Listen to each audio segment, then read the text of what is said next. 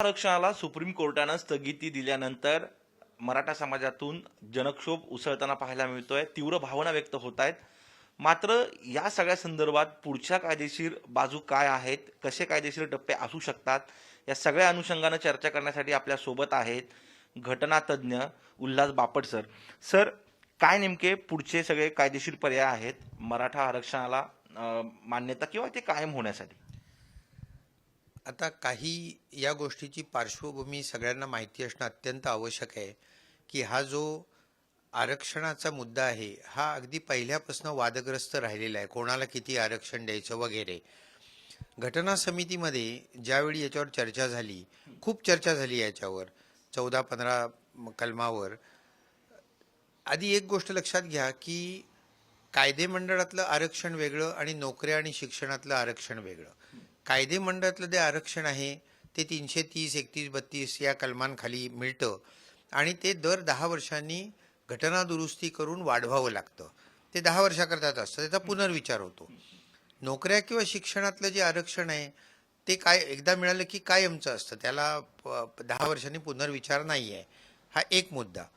दुसरा मुद्दा, आंबेडकर असं म्हणाले, तारीख सांगतो 30 नोव्हेंबर 1948ला घटना समितीमध्ये, की समानतेचा अधिकार हा मूलभूत अधिकार आहे 14व्या कलमातला आणि 15 आणि 16 खाली जे आरक्षण दिलेलं आहे, खास तरतुदी आहेत, हा अपवाद आहे.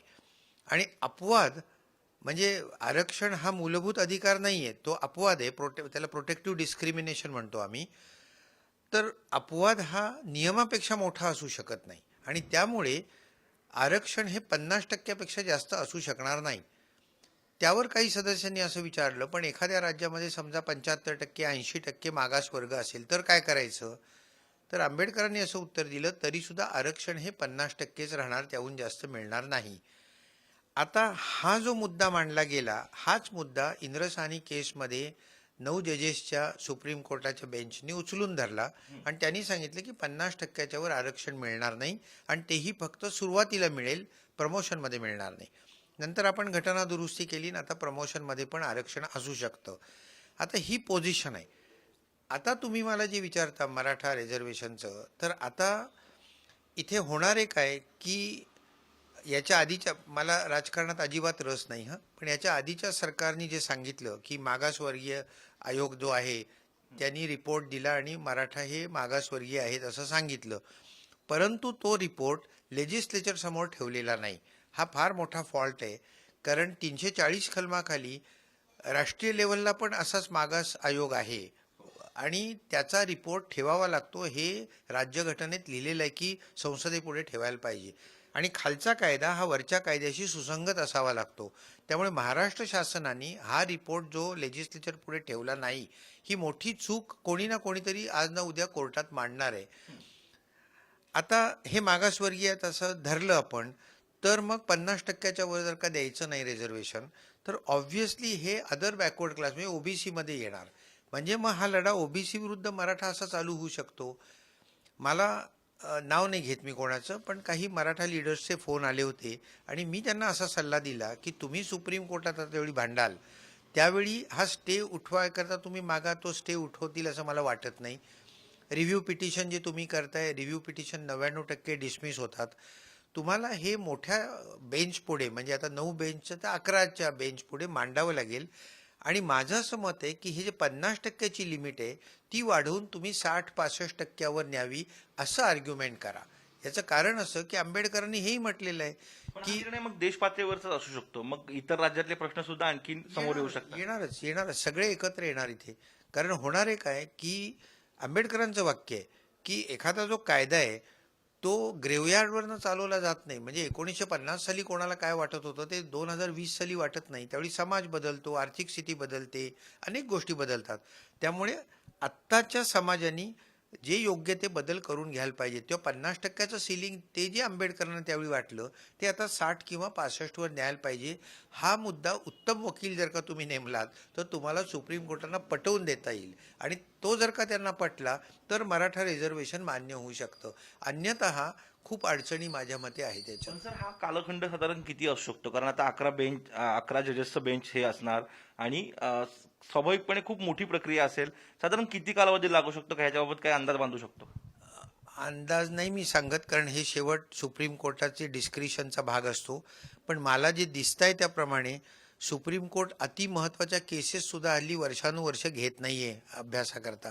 उदाहरणार्थ CAA हा जो कायदा संमत झालाय तो खूप घटनातज्ञांच्या मते बेकायदेशीर आहे, कारण धर्माशी निगडीत आहे ना, आपण धर्मनिरपेक्ष राज्य आहोत. किंवा काश्मीरच्या 370 कलम जे आहेत ते हेबियस कॉर्पस तिथे काही ॲप्लिकेशन्स आहेत तेही सुप्रीम कोर्ट घेत नाहीये. आता या तर देशव्यापी गोष्टी आहेत. मग महाराष्ट्रातला एखादा केस ही सुप्रीम कोर्ट लगेच घेईल का नाही हे मी नाही सांगू शकत. पण घेतलं तर ते आधी 5 जजेसकडे दिलंय माझ्या कल्पनेनी. ते पुन्हा 9 जजेसच्या वर म्हणजे 11 जजेसकडे पाठवायला लागेल. काही वर्ष लागतील याला आणि तोपर्यंतची स्टे ऑर्डर उठणार नाही. सर आणखीन एक महत्वाचा मुद्दा की आता सर्वोच्च न्यायालयाने ज्यावेळेस स्थगिती दिली त्यावेळेस असा उल्लेख केला की राज्यानं आम्हाला हे पटवून दिलं नाही की हा समाज मागास आहे किंवा आम्हाला आम्हाला पटवेपर्यंत अशी भूमिका मांडली नाही, अशा प्रकारचा उल्लेख सुप्रीम कोर्टाच्या ह्याच्यामध्ये आहे. तर आपण बाजू मांडायला कमी पडलो असा एक अशी चर्चा होते की असा एक प्रवाह आहे, त्यात तुम्हाला कितपत तथ्य वाटतं? नाही, मला व्यक्तिगत तुम्ही विचारलं तर प्रत्येक पक्ष म्हणजे मग तो काँग्रेस असो किंवा BJP असो सगळ्यांनी चुका केलेल्या आहेत. आता मी तुम्हाला आत्ताच सांगितलं की मागासवर्ग आयोगाचा रिपोर्ट त्यांनी लेजिस्लेचरसमोर लगेच ठेवला नाही, ही मोठी चूक होती. आता अशा चुका प्रत्येक पक्षाने केल्या आहेत. त्यामुळे मी पक्षाच्या राजकारणात अजिबात जाणार नाही, कारण आपल्याकडे एक असं आहे की आता भाजप सरकारमध्ये नाही आहे तर भाजपवाले सरकारवर टीका करतील, भाजप सरकारमध्ये असताना काँग्रेस आणि शिवसेनावाले त्यांच्यावर टीका करतील.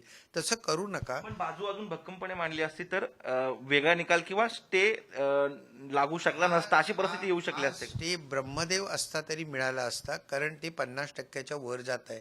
तो नियम जोपर्यंत बदलून घेता येत नाही यांना सुप्रीम कोर्ट, मी तेच तुम्हाला सांगतोय की सुप्रीम कोर्टासमोर हे आर्ग्युमेंट तुम्ही करायला पाहिजेत किंवा इव्हन बॉम्बे हायकोर्ट समोर की 50%च्या ऐवजी 65%वर न्या. हे आर्ग्युमेंट इफेक्टिव्हली झालेलं नाही. मग ते कुठल्याच पक्षाने केलं नाहीये. एखाद्या विशिष्ट पक्षाला कशाला दोष द्यायचा? आणि सर एकूणच जर 50%च्या पुढे जर जायचं म्हटलं तर हा देशपातळीवरती निर्णय घ्यावा लागेल. हे खरंच शक्य आहे का आत्ताची सामाजिक राजकीय आणि एकूणच आपण जर परिस्थिती पाहिली तर? नाही, शक्य आहे. आत्ता जिथे जिथे 50%च्या वर गेलं म्हणजे काय राजस्थान, पंजाब अशी अनेक नावं घेता येतील, तिथे स्टे मिळालेला आहे. आता फक्त तामिळनाडूमध्ये 69% आहे, म्हणजे 50% एक्सीड झालाय. पण ती वेगळी केस आहे. ती केस अशी आहे की तो कायदा जो आरक्षणाचा कायदा आहे तो त्यांनी 9व्या शेड्यूलमध्ये टाकलाय. आणि 9व्या शेड्यूलमध्ये जर का एखादा कायदा टाकला तर त्याला मूलभूत अधिकारांवर तो अतिक्रमण करतो म्हणून घटनाबाह्य ठरवता येत नाही. म्हणून तो कायदा हा समानतेच्या अधिकाराच्या विरुद्ध जातो असं म्हणता येत नाही. पण प्रॉब्लेम असा आहे की 9वं शेड्यूल हा राज्यघटनेचा भाग आहे आणि त्यामुळे त्याच्यात जर का एखादा कायदा टाकायचा असेल तर त्याला घटना दुरुस्ती करावी लागते. आता घटना दुरुस्ती करायची असेल तर लोकसभा आणि राज्यसभेमध्ये 368 कलमाखाली 2/3 मेजॉरिटी असायला पाहिजे. हे फारच कठीण आहे सगळं. आणि एकदा महाराष्ट्रात आलं की ते त्याला इंग्लिशमध्ये पॅन्डोराज बॉक्स म्हणतात. तसं आहे की एकदा महाराष्ट्रात आलं की सगळ्याच राज्यांमध्ये ही मागणी होत राहणार. तेव्हा हा तुम्ही म्हणता ते अगदी बरोबर आहे की हा देशव्यापी प्रश्न आहे. पण याच्यावर सर्व राजकीय पक्षांनी एकत्र येऊन ज्या आता मराठा कम्युनिटीमध्ये सुद्धा माझं स्वतःचं असं मत आहे की 90% लोक यांना खरंच आरक्षण आवश्यक आहे. आज माझ्याकडे जी धुण्या भांड्याला बाई येते तिला आज आरक्षणाची गरज आहे असं माझं स्वतःचं मत आहे. पण ते पटवून द्यायला पाहिजे. शेवट ही लढाई जी आहे ती राजकीय लढाई नाही आहे. ही शेवट लढाई अंतिम सुप्रीम कोर्टात कायदेशीर लढाई आहे. त्यामुळे उत्तमातले उत्तम वकील नेमून 50%वरनं 60%, 65%वर हे कसं नेता येईल हे आर्ग्युमेंट करायला पाहिजे. सर धन्यवाद या सविस्तर बातचीतीबद्दल. सगळ्यात महत्त्वाचा प्रश्न हाच आहे की कायदेशीररित्या आपल्याला मजबूतीनं बाजू मांडावी लागेल आणि ही 1-2 वर्षातली नाही तर खूप मोठी प्रक्रिया असेल आणि त्यासाठी बाजू मांडणं आणि सुप्रीम कोर्टाला कन्व्हिन्स करणं हाच पर्याय आपल्या समोर दिसतोय. कॅमेरामन सुमित भोसलेसह अमोल कविटकर, साम टीव्ही,